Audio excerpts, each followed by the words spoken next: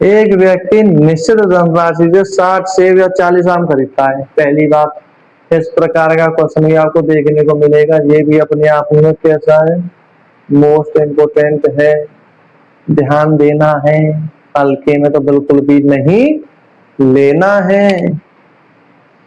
एक व्यक्ति एक निश्चित धनराशि से 60 सेब या 40 आम खरीद सकता है, यानी कि उसके पास कोई एक निश्चित धनराशि है जिससे वो या तो 60 सेब खरीद सकता है या वो 40 आम खरीद सकता है, या तो 60 सेब या 40 आम।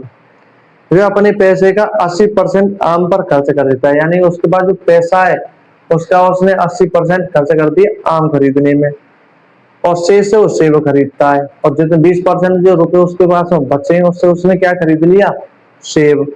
अब आपसे पूछा था कितने सेब खरीदता है।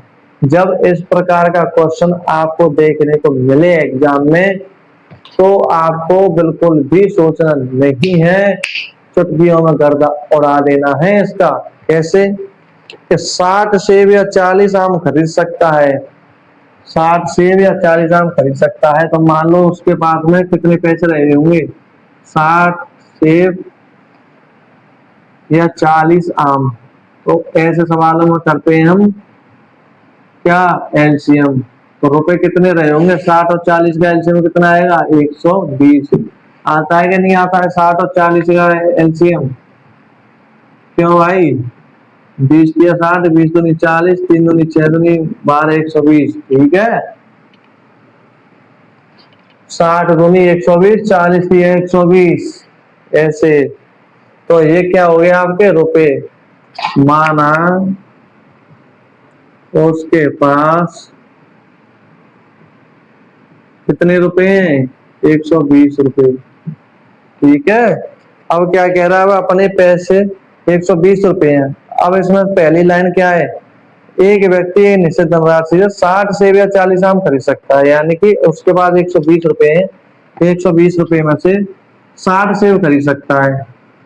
तो सेब की कीमत कितनी हो गई, 120 में से 60 का भाग दे देंगे तो ये कितनी होगी, 2, यानी कि 2 रुपए प्रति सेब की कीमत है। और आम की कीमत, आम कितने खरीद सकता है 120 में से 40, कितने खरीद सकता है 40। तो आम की कीमत कितनी हो गई, 3 रुपए प्रति मैंगो आम। ठीक है, अब आपसे क्या कहा क्वेश्चन में, वह अपने पैसे का 80% आम पर खर्च करता है, वह अपने पैसे का 80%।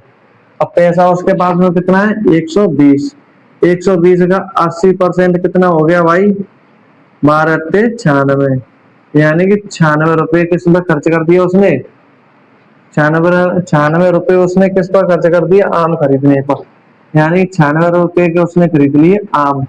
तो उसके पास में बचे कितने रुपए, उसके पास में बचे कितने रुपए, 120 माइनस 96 करेंगे तो मेरे शेर, वो मेरे जावाज होना छात्र 24 को बचे, बचे कि नहीं बचे।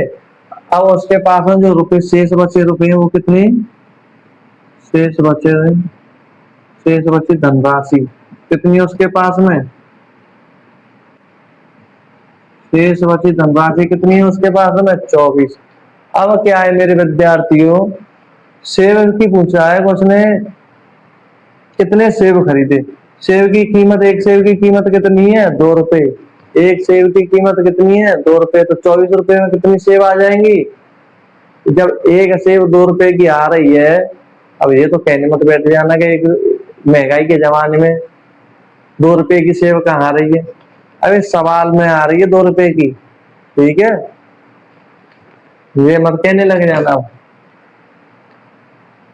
2 रुपए की एक सेब आ रही है तो 24 रुपए में कितनी आएंगी, 12 ही तो आएंगी। तो कितनी सेब खरीद सकता है वो, कितनी सेब खरीद सकता है वो, 24 बट्टे 24 बट्टे 2 बराबर 12 सेब। और ये वो आपका हो जाएगा आंसर। आया कि नहीं आया समझ में।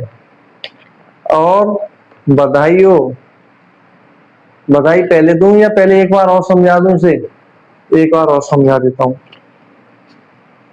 एक व्यक्ति एक निश्चित धनराशि 60 सेव या 40 आम खरीद सकता है। अगर इस प्रकार क्वेश्चन है, आपको नहीं बताया कि कितने रुपए 60 सेव या 40 आम खरीद सकता है, तो सीधा लो एलसीएम।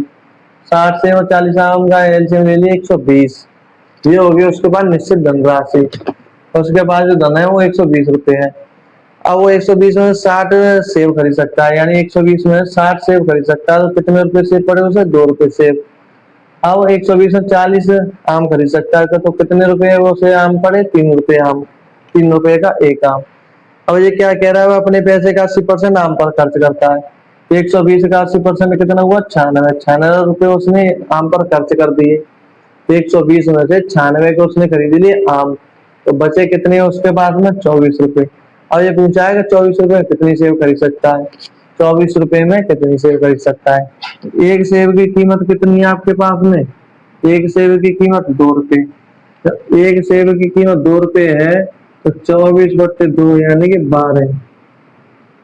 जब 1 रुपए की कीमत, सॉरी, एक सेव की कीमत 2 रुपए है, तो 24 रुपए में कितनी सेव खरीद सकता है? 12 सेव खरीद सकता है, और ये आपका आंसर है।